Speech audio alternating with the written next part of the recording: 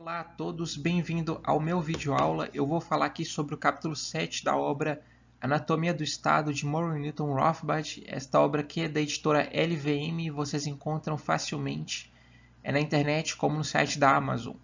Bom, vamos lá. Eu queria também dizer que eu pretendo fazer vídeo aulas sobre este livro aqui que se chama O Cálculo Econômico em uma Comunidade Socialista de Ludwig von Mises. Bom, vamos adiante com o vídeo, né? Então, o título do capítulo 7 é A História como uma disputa entre o poder do Estado e o poder da sociedade. Então, o Rothbard diz o seguinte, né? Assim como as duas inter-relações básicas e mutuamente excludentes entre homens são a cooperação pacífica e a exploração coercitiva, produção e predação, a história da humanidade, sobretudo sua história econômica, pode ser vista como uma disputa entre estes dois princípios. De um lado, há a produtividade criativa, as trocas pacíficas e a cooperação. Do outro, estão a autoridade coercitiva e o comportamento predatório sobre as relações sociais, né? Então, de um lado, né, tem o Estado usando da sua imposição, do seu monopólio da legislação e da violência para ditar o que os seus súditos devem fazer ou não, o que eles podem fazer ou não, né? Do outro lado, tem a ação de indivíduos criativos, pacíficos, honestos que se apropriaram de propriedade privada de forma legítima, através da apropriação original, das trocas, da herança, dos contratos, né, que transferem títulos de propriedade, etc. E podem ter certeza que todo avanço social, científico, econômico se deram através da produtividade criativa, como ele diz, né, que são as trocas pacíficas, a cooperação e toda a acumulação de riqueza, capital, investimento que os capitalistas fazem, e também das ideias dos gênios e das pessoas que estão à frente do seu tempo e criam invenções e produtos e serviços que melhoram a vida da sociedade, né? Bom, eu queria dizer outra coisa que é o seguinte, que essa visão da história como uma disputa entre o poder do Estado, que seriam exploradores, e o poder da sociedade, que são os explorados, se assemelha muito à visão de luta de classes marxistas. De fato, em parte se assemelha, sim, até o economista Hans Hermann Hoppe, ele concorda com essa semelhança na sua obra A Economia e a Ética da Propriedade Privada. Fica aqui uma recomendação de leitura, né, da obra do Hans Hermann Hoppe. E eu queria dizer que a diferença é que os marxistas eles viam eles acreditavam na teoria da exploração, da mais-valia, né? De que o capitalista ficava com lucro indevido e, portanto, esse excedente, essa mais-valia, era uma exploração, né? E, portanto, os marxistas colocavam os capitalistas nesse grupo de exploradores, né? Só que a teoria da exploração, a ideia do valor do produto, da mercadoria vinda do trabalho, né, da quantidade ou tempo de trabalho, e a consequente ideia da mais-valia, que era o excedente que os capitalistas ficavam, né, é algo totalmente que já foi, é algo ultrapassado, que já foi totalmente refutado pela teoria econômica, né? Essa ideia de mais-valia, na verdade, é uma falsa compreensão sobre a teoria dos juros, né? Que o economista Eugen von Bohm-Bawerk ele apresenta em sua obra. Uma teoria da exploração do comunismo, alguma coisa assim. Essa obra do Eugen von Bohm-Bawerk tem no Amazon, mas o meu ponto é que antes mesmo, há mais de 100 anos atrás, antes mesmo da Revolução Russa, a ideia de mais-valia, a teoria da exploração já foi totalmente refutada. Vocês podem pesquisar sobre isso, né? Mas a questão é que os austríacos, de modo geral, assim, os economistas austríacos e os libertários, né, como Murray Rothbard eles de fato eles veem a história como essa disputa de exploradores contra explorados. Só que na visão dos capitalistas, anarcocapitalistas, como Murray Rothbard, eles não veem o lucro do capitalista como um ato de exploração, porque isso, na verdade, é uma apropriação legítima, tem a ver com a questão do tempo, né? O cientista econômico ele tem que procurar compreender a função do tempo na economia, porque existe uma preferência temporal em cada indivíduo, que eles preferem o dinheiro no presente do que no futuro. Isso, sobretudo, se referindo ao proletariado, ao trabalhador que vende sua mão de obra. Ele prefere o seu dinheiro aqui agora do que no futuro, enquanto o capitalista ele prefere uma maior quantia no futuro do que no presente.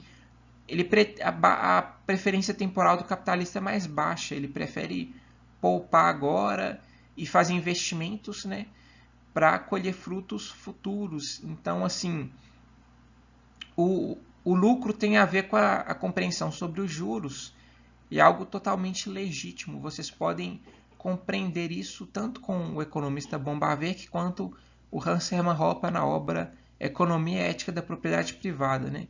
Mas vamos continuar aqui. O Albert J. Nock, né, ele batizou estas forças concorrentes como poder social e poder estatal. Vamos adiante para compreender isso. Então, o poder social é o poder do homem sobre a natureza, a transformação cooperativa dos recursos naturais e a descoberta das leis da natureza em benefício de todos os indivíduos. O poder social é o poder sobre a natureza, o padrão de vida alcançado pelo homem em trocas mútuas. O poder estatal, como vimos, é tomada parasitária e coerciva da produção, a usurpação dos frutos da sociedade em benefício de governantes não produtivos, na verdade contraprodutivos. Enquanto o poder social é o poder sobre a natureza, o poder estatal é o poder sobre o homem. Então, ao longo da história, as forças criativas e produtivas do homem, seguidas vezes, encontraram novas formas de transformar a natureza para o benefício da humanidade. Então, foram tempos em que o poder social se sobrepôs ao poder estatal, ou tempos em que o grau de opressão estatal sobre a sociedade era consideravelmente menor. Então, por exemplo, todo país que prosperou bastante, que teve saltos de produtividade, de criação de riqueza, de criações criativas, né? As forças produtivas do homem estavam no seu ápice, né? Foram esses momentos onde houve essa maior liberdade econômica para criar riqueza e o Estado não estava interferindo muito na economia e onerando muito o setor produtivo. E, por exemplo, no caso dos Estados Unidos da América, houve esses momentos, e foi assim que os Estados Unidos da América enriqueceu. Bom, desde sua fundação na segunda metade do século XVIII, né, a partir daí, os Estados Unidos ficou décadas com um alto grau de liberdade econômica, né, ao longo do século XIX, os Estados Unidos manteve um alto grau de liberdade econômica. Então, eles, de fato, conseguiram avançar muito na criação de riqueza, até que, se eu não me engano, já no final do século XIX, para uma nação jovem como a nação americana, eles já eram mais prósperos do que a França e a Alemanha. Isso pelo que eu li, né? Bom, vocês podem conferir também, né? Mas até o final do século XIX, antes mesmo do século XX, os Estados Unidos já estava mais próspero que países como França e Alemanha. Aí o século XX foi uma história do intervencionismo estatal nos Estados Unidos. O Estado americano ele apenas cresceu no século XX. Bom, começando, por exemplo, com a criação do Banco Central em 1913, já no século XIX teve um avanço no serviço público de educação, com a educação compulsória e a expansão do sistema educacional público, mas outras políticas intervencionistas foram acontecendo nos Estados Unidos, como o aumento das políticas de bem-estar social, as políticas distribucionistas e assistencialistas, principalmente após a Segunda Guerra Mundial, mas mesmo após a Primeira Guerra Mundial, todo o intervencionismo de Estado, durante e após a Primeira Guerra Mundial, todas as políticas intervencionistas na economia foram crescendo de forma muito rápida. invasiva sobre o setor produtivo, né? Tanto é que houve uma espécie de planejamento de guerra durante a Primeira Guerra Mundial, onde a economia dos Estados Unidos ela foi muito assim, mobilizada e ditada para servir aos interesses bélicos. E a gente tem que lembrar que ao longo do século XX o Estado americano ele gastou um dinheiro quase incalculável só com guerras e como o Estado vive dinheiro público, ou ele cria artificialmente e ele vai criar inflação e vai sobrar para o setor produtivo pagar. Mas o ponto é o seguinte, quando o Estado ele faz muita guerra, gasta muito dinheiro com guerra, ele está transferindo uma quantidade massiva de capital, de dinheiro, do setor produtivo para o setor bélico. Isso por si só já é um intervencionismo muito grande, porque ele está destruindo riqueza do setor produtivo para transferir para a criação de guerra. Bom, isso é só um exemplo que eu queria dar, mas eu não quero me delongar muito nessa questão, não. Vamos continuar, então. Bom, então, o Rothbard diz o seguinte, né, se os séculos 17 e a 19 foram, em muitos países ocidentais, época de aumento do poder social e de consequente aumento na liberdade, paz e bem-estar material, o século XX foi o tempo em que o poder estatal se recuperou. A consequente volta à escravidão guerra e destruição. Né? Então, basicamente, o que eu já falei um pouco sobre os Estados Unidos, já que ele foi um dos países que, do século 17 ao 19, teve muita liberdade econômica. Né? No caso dos Estados Unidos, ele foi fundado no século 18, né? Mas até o século 19 ele teve bastante liberdade econômica. Né? Mas no século 20, além das políticas de bem-estar social, teve a ascensão do keynesianismo, né? da teoria econômica de John Maynard Keynes e das ideologias coletivistas e estatistas, como o comunismo, né? Oriundo do marxismo, e o fascismo e o nazismo, né? Na Europa também, além de outras ideias nacionalistas, trabalhistas, essas coisas.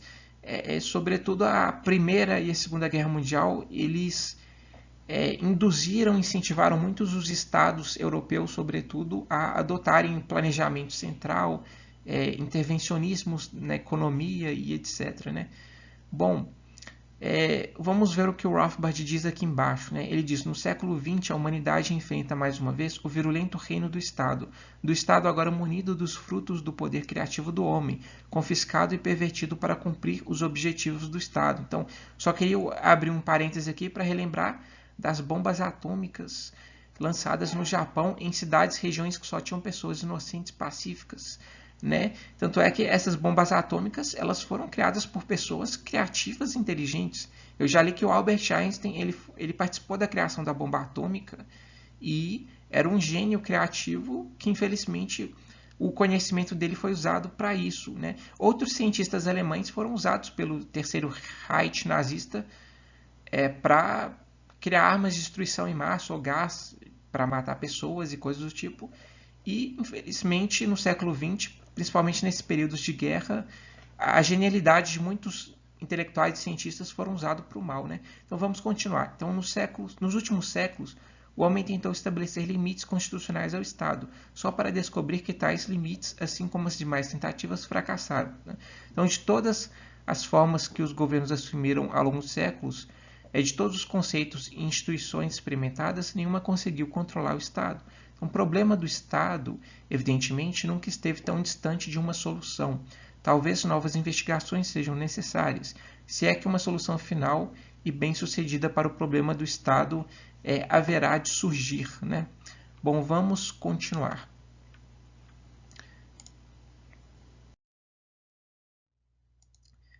Bom, eu queria trazer aqui duas recomendações de livro, né, que é o Manifesto Libertário, do mesmo autor desta obra Anatomia do Estado, que é o Murray Rothbard, e a obra Democracia, o Deus que Falhou. A obra Democracia, o Deus que Falhou é muito interessante, pertinente para entender as características principais da monarquia e a diferença dela com as atuais repúblicas democráticas. E essas diferenças são focadas principalmente do ponto de vista econômico, né? Bom, fica a recomendação aí de leitura, né? E fica aqui uma mensagem final, né? Uma frase clássica e famosa do Ludwig von Mises, que ele diz que o anticapitalismo só se mantém em evidência por viver às custas do capitalismo, né?